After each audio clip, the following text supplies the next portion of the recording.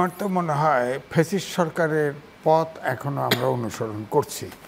যেমন ধরেন 2013 সালে 5ই ফেব্রুয়ারি শাহবাগে এমরান এইচ সরকারের নেতৃত্বে কাদের মোল্লাকে যাবজ্জীবন দেওয়া হয়েছিল। সেই আইন বদলানোর জন্য ওখানে গণজাগরণ মঞ্চ করা হয়েছে না, তাদের খাবার সাপ্লাই দেওয়া হয়েছে, বাথরুম দেওয়া হয়েছে, সব নিরাপত্তা দেওয়া হয়েছে, সব কিছু করা হয়েছে। হ্যাঁ, ঠিক অনুরূপভাবে আপনি দেখেন 11 তারিখে হাসনাত আবদুল্লাহ সামনে থাকলো, অনেক ইসলামিক দল ওখানে জুটলো, তারা তো ঘন্টা মেপে দিল, আওয়ামী লীগের কার্যক্রম নিষিদ্ধ হয়ে গেল। হ্যাঁ, ওখানে ঠান্ডা পানি দিছে, সেটা নাইবে বললাম, কারণ ঠান্ডা পানি সিটি কর্পোরেশন গরমের সময় অনেক জায়গায় দেয়। হ্যাঁ, তো তারা তো 144 ধারা ভঙ্গ করে এটা করেছে।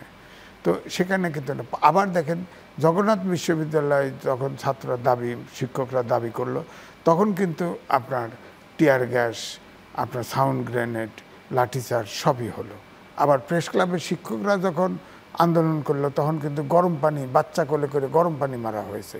তো সুতরাং আমার ধারণা যে সরকার কোনো মুভমেন্টে, প্রায় 250-র মতো এই সরকারের আমলে আন্দোলন হয়েছে, টাইমলি কোনো, এই সরকারের পক্ষ থেকে টাইমলি কোনো আলোচনা করা হয়নি সমাধানের জন্য। হ্যাঁ, আপনি দেখেন বরিশাল বিশ্ববিদ্যালয়ের আপনার ভিসি প্রক্টর রিজাইন করাইছে, চিটাগাংয়ে করাইছে, কৃষি বিশ্ববিদ্যালয়ে করাইছে, এগুলো যে করাইছে সারা দেশে একটা বিশৃঙ্খল অবস্থা। এবং সবগুলো আন্দোলনে, খালি শিক্ষকদের আর জগন্নাথ বিশ্ববিদ্যালয় ছাড়া সবগুলো আন্দোলনে কিন্তু ছাত্ররা করছে। এবং ছাত্ররা যে 5ই আগস্টে যে পরিবর্তনটা সরকার, দেশটা যে প্রত্যাশা, জনগণের যে প্রত্যাশা, সেই দিকে না গিয়ে তারা মব ভায়োলেন্সের সৃষ্টি করেছে, যে একে নামাও, একে উঠাও, একে নামাও, এই করো।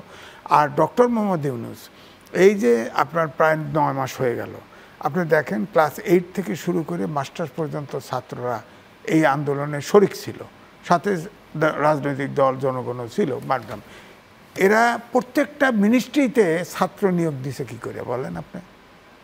এই সরকারদের, উনি তো এই 8টা জেনারেশন, 8টা ব্যাচের এই জেনারেশন তো বিজ্ঞানের যুগে ধ্বংস করে দিলেন। এই ছাত্রদের মনোজগৎ পুরোটা পরিবর্তন করে দিয়েছে।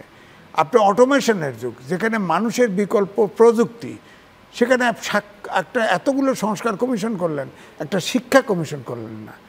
হ্যাঁ, 1.7% জিডিপির আপনার থাকে, আপনার শিক্ষা খাতে বরাদ্দ থাকে, এবং দক্ষিণ এশিয়া না, এখন এশিয়ার মধ্যে সবচেয়ে কম।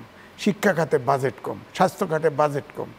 আপনি ছাত্রদের বলতেন যে বাবারা তোমরা লেখাপড়াও করো, তোমরা ঠিক আছে রাজনীতি, যাদের বয়স হয়েছে রাজনীতিও করো, সবই করো। হ্যাঁ, উনি নিয়োগ দিছে, রেলওয়ের 3টে ইন্টারমিডিয়েট পাস ছেলেকে নিয়োগ দিছে, সারা রেলওয়ের জায়গা জমিন সব লিজ দিয়ে গায়ে ফেলাইছে।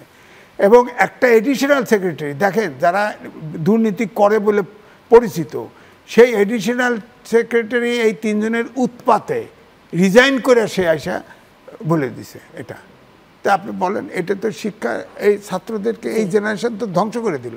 এরা ফ্রাস্ট্রেটেড হবে।